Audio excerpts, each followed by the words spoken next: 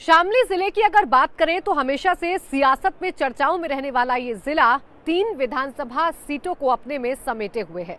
शामली शहर, थाना भवन और कैराना यहाँ की वो चर्चित विधानसभा सीटें हैं जिनको लेकर हमेशा ही कहीं न कहीं कभी विवाद होता है तो कभी बयानबाजी में यहाँ की सीटें आगे रहती हैं।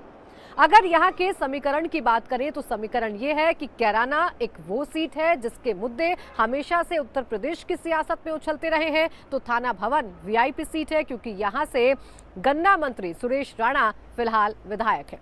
तो आइए आपको दिखाते हैं क्या है शामली का सियासी समीकरण और किस तरीके से यहाँ पर तमाम नेताजी कर रहे हैं भागदौड़।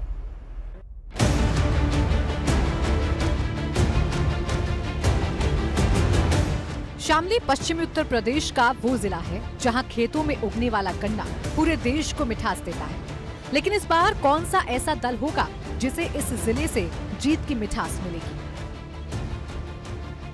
तो विजय तिलक में देखिए हम आपको तमाम वादे तमाम दावे सुनवा रहे हैं और चूंकि शामली में मौजूद हैं और शामली में अगर हम आए हैं तो यहाँ के तमाम पक्षों को सुनना बहुत जरूरी है क्योंकि अब यहाँ पर जाटलैंड है तो यहाँ पर लड़ाई जो है वो किन दो पक्षों के बीच में होगी ये समझ लेना बहुत जरूरी है। बहुत सारे ऐसे मुद्दे हैं जो पश्चिम उत्तर प्रदेश पर हावी रहते हैं और इस बार ये कहा जा रहा है कि पश्चिमी उत्तर प्रदेश के जो समीकरण है वो पूरी तरीके से बदले हुए हैं। यूं तो शामली जिले की बात की जाए तो कुल मिलाकर 3 विधानसभा सीटें हैं। शामली में 3 विधानसभा सीटें हैं, शामली, कैराना और थाना भवन। शामली से भाजपा के तेजेंद्र निर्वाल विधायक हैं, कैराना से सपा के नाहिद हसन विधायक हैं, थाना भवन से भाजपा के सुरेश राणा विधायक हैं। योगी सरकार में गन्ना मंत्री हैं सुरेश राणा। इस चुनावी भागदौड़ में हमारा कारवा पहुंचा शामली की सबसे हॉट सीट शामली सदर पर, जहां सियासत के चौसर पर बिसात बिछ चुकी है और भाजपा विधायक तेजेंद्र निर्वाल कार्यकर्ताओं के साथ व्यस्त नजर आए। विपक्ष के तो बहुत बड़े बड़े दावे हो रहे हैं, बहुत बड़े बड़े आरोप आप पे लग रहे हैं कि आप एक बार फिर से वेस्टर्न यूपी में खासकर ध्रुवीकरण करने जा रहे हैं। वेस्टर्न यूपी में पहले से भी ज़्यादा मतों से हम जीतने वाले सभी लोग, पहले से भी ज़्यादा सीट आने की संभावना है। उनके पास मुद्दा कोई है नहीं।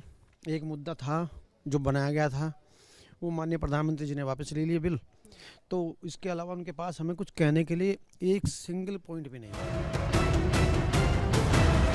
क्षेत्र में विकास के दावे जहां एक तरफ शामली सदर से विधायक तेजेंद्र निर्वाल कर रहे हैं तो वहीं दूसरी तरफ पश्चिमी यूपी में सियासी दबदबा रखने वाली आरएलडी चुनौती दे रही है। 2017 में मोदी लहर में भारतीय जनता पार्टी ने मैजिक किया था और पश्चिम उत्तर प्रदेश में भी उम्मीद से ज्यादा सीटें भारतीय जनता पार्टी ने जीती थी। लेकिन इस बार चूंकि समीकरण बदले हैं, मुद्दे बदले हैं, किसानों की नाराजगी सामने आई है, ध्रुवीकरण सामने आया है, तो अब देखना यह होगा कि किसकी रणनीति यहाँ पर सही साबित होती है।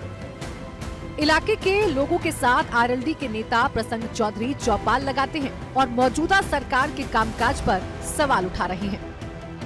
यहाँ पर जो शामली की स्थिति है, बीजेपी के खिलाफ बहुत गुस्सा लोगों के अंदर है क्योंकि इन्होंने जो वायदे किए थे उनमें से कोई भी वादा ये पूरा नहीं कर पाए और 22 संकल्प की बात है। देखो, यदि जनता ने जो जनता का माहौल चल रहा है, जैसे किसान आंदोलन हुआ है, जैसे दलितों पर अत्याचार हुए हैं, जैसे युवाओं को नौकरी नहीं मिली है, और ऐसा लग रहा है कि अब की बार हमारे ज़िले से तो बल्कि मैं तो ये कहूँगा पश्चिम से भाजपा का सफाया हो जाएगा। सबके अपने अपने दावे हैं और अपने अपने वादे हैं, लेकिन इन सबके बीच शामली की जनता के बीच भी आपको ले जाएंगे और सुनवाएंगे कि आखिर वो किसका करने जा रही है विजय तिलक। एबीपी गंगा के लिए शामली से प्राची पाराशर के साथ ब्यूरो रिपोर्ट।